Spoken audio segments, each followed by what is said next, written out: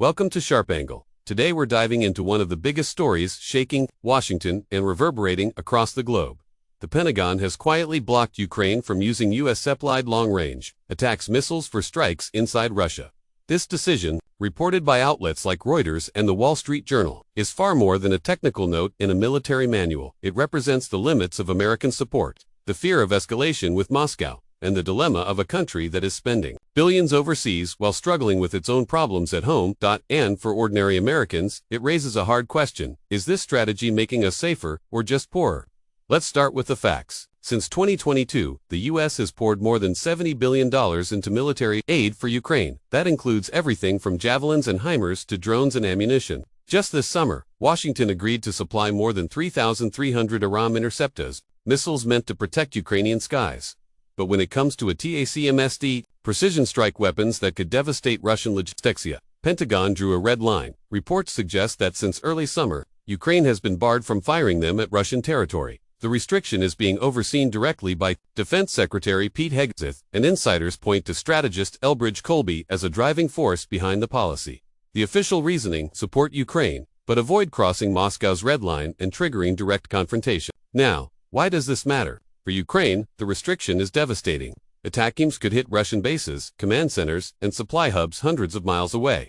Without them, Ukraine is left trading artillery duels at the front lines, while Russia pushes forward inch by inch. Reports from the battlefield confirm that Russian forces have been making steady, if slow, advances, capturing villages, tightening the noose around key eastern cities, and grinding down Ukrainian defenses. Every week that passes without long-range strikes leaves Kyiv weaker and Moscow stronger. And yet, the real weight of this decision falls back on us here in America. Let's break it down into 4 dimensions that touch every U.S. citizen. First dimension: money. Americans are paying for this war. Every missile, every round of ammunition, every shipment of supplies is drawn from U.S. stockpiles or bought with taxpayer dollars. The current package alone runs into billions. And yet, restrictions mean some of these weapons can't even be used to their full potential. Think about that. Americans are writing a check, but Washington is telling Ukraine to use the money with one hand tied behind its back. The result is the worst of both worlds: massive spending, limited effectiveness. For a family in Ohio struggling to pay off medical debt, or a small business owner in Texas dealing with rising interest rates, the idea that billions are going to restricted weapons overseas feels like salt in the wound. Second dimension: politics. The ATACMS restriction has become a lightning rod in Washington. Hawks argue that holding back only emboldens Russia and drags the war out longer. Doves warn that even limited support risks crossing into direct conflict. The split cuts across party lines. But with the 2025 election season heating up, both Democrats and Republicans are sharpening their talking points. Democrats will say they are showing restraint, avoiding escalation, and keeping America safe. Republicans will hammer the White House for endless spending abroad. While Americans at home struggle with inflation, rising rents, and debt, expect to see this debate in campaign ads, in town halls, and on debate stages. It's not just about Ukraine, it's about the soul of U.S. foreign policy. Third dimension: national security. Washington believes restricting ATACMS reduces the risk of direct war with Russia. But does it? Some analysts argue the opposite. By showing hesitation, America risks sending a signal of weakness. Russia could interpret the limits as a green light to escalate elsewhere: cyberattacks on American infrastructure, disinformation campaigns in U.S. elections, or pressure on NATO's eastern flank. If allies in Europe see Washington wavering, they may start questioning America's reliability as a partner. And if NATO unity frays, ordinary Americans could wake up to a more dangerous world than before. Fourth dimension: credibility. America's global standing is built not just on power, but on promises.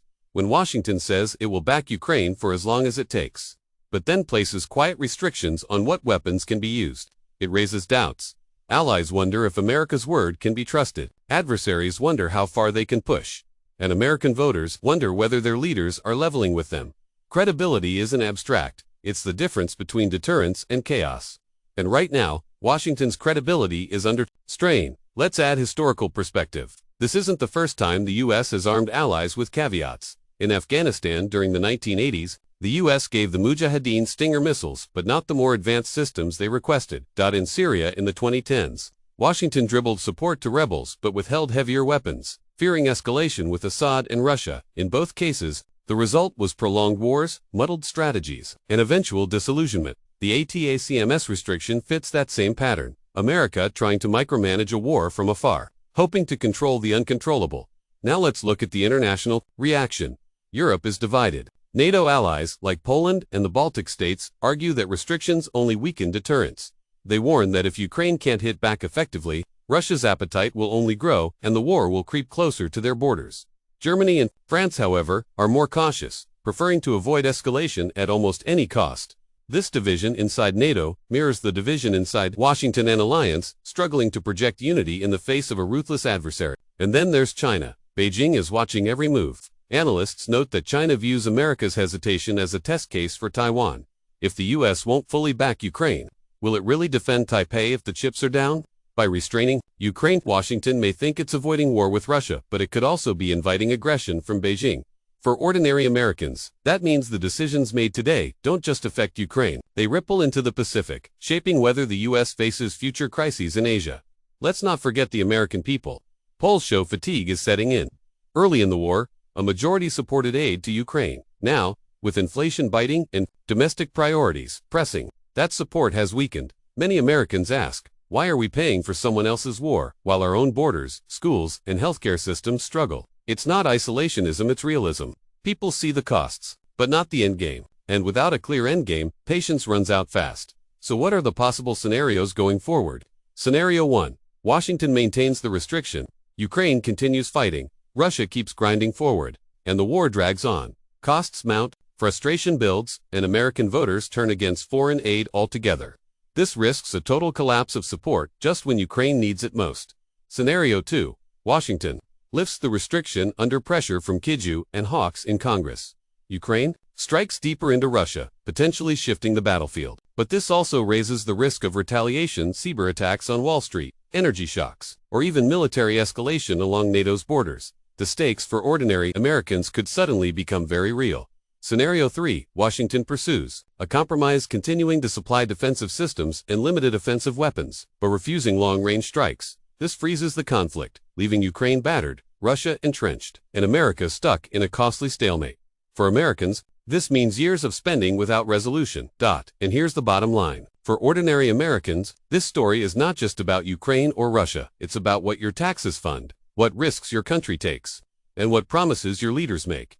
It's about whether Washington's choices are making America safer, or just deepening a costly, endless conflict abroad. And it's about trust in leadership, trust in allies, and trust in the idea that America can still deliver on its word. So what do you think? Should America keep restricting Ukraine's use of these weapons, or is it time to let Kyiv strike back with everything it has? Your opinion matters because the future of U.S. policy isn't just decided in Washington. It's shaped by the voices of the people. Thanks for watching Sharp Angle. Don't forget to like, subscribe, and share your thoughts in the comments, because in a world where global conflicts reach right into your wallet and your security, staying informed is not optional, it's essential.